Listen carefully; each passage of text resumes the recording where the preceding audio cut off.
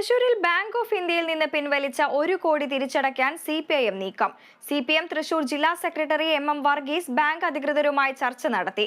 ആദായ നികുതി വകുപ്പിനെ വിവരം അറിയിച്ച് ബാങ്ക് അധികൃതർ. ഇപ്പോൾ വാർത്തയുടെ വിശദാംശങ്ങളുമായി ആന്റണി ജിസ്റ്റോർ ചേരുന്നു. ആന്റണി, വാർത്തയുടെ വിശദാംശങ്ങൾ.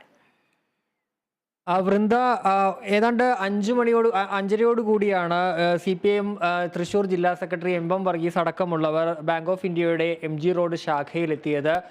കഴിഞ്ഞ ഏപ്രിൽ 2-ന് ഈ ബാങ്ക് ഓഫ് ഇന്ത്യയുടെ ഈ ശാഖയിലുള്ള CPIMന്റെ അക്കൗണ്ടുകൾ ആദായ നികുതി വകുപ്പ് മരവിപ്പിച്ചിരുന്നു. അത് ഈ CPIMന്റെ കണക്കുകളിലൊന്നും ഈ അക്കൗണ്ട് വിവരങ്ങളില്ല എന്ന് ചൂണ്ടിക്കാട്ടിയാണ് ഇത്തരമൊരു നടപടിയിലേക്ക് ആദായ നികുതി വകുപ്പ് പോയത്.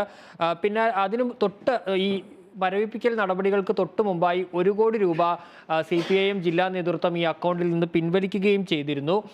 ഈ പണം ചെലവഴിക്കരുതെന്നൊരു നിർദ്ദേശവും നൽകിയിരുന്നു. അതിന് പിന്നാലെയാണ് ഇപ്പോൾ ആ പണം തിരിച്ചടയ്ക്കാനുള്ളൊരു നീക്കത്തിലേക്ക് CPM എത്തിയിട്ടുള്ളത്. CPM ഇതുമായി ബന്ധപ്പെട്ടുള്ള നിയമോപദേശം തേടിയിരുന്നു. ഇതിൻ്റെ അടിസ്ഥാനത്തിലാണ് ഇപ്പോൾ ഈ പണം തിരികെ അടയ്ക്കാനുള്ളൊരു തീരുമാനത്തിലേക്ക് എത്തിയിരിക്കുന്നത്.